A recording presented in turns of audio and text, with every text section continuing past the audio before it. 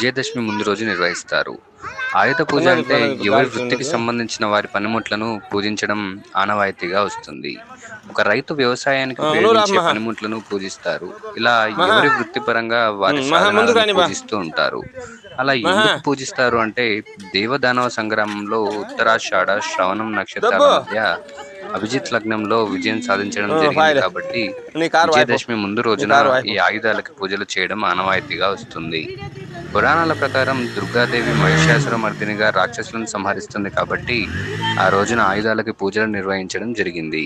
అప్పటి నుంచి మన ఇళ్లల్లో వృత్తిపరంగా వాడేటటువంటి సాధనాలకు పూజ చేయడం ద్వారా విజయం కలుగుతుందని నమ్ముతారు.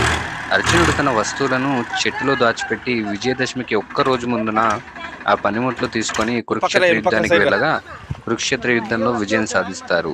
అందుకు గుర్తుగా విజయదశమి అన్న రైట్ పేరు బాయ్. వచ్చింది. అలాగే అర్జునుడు తన వస్తువులను చెట్లు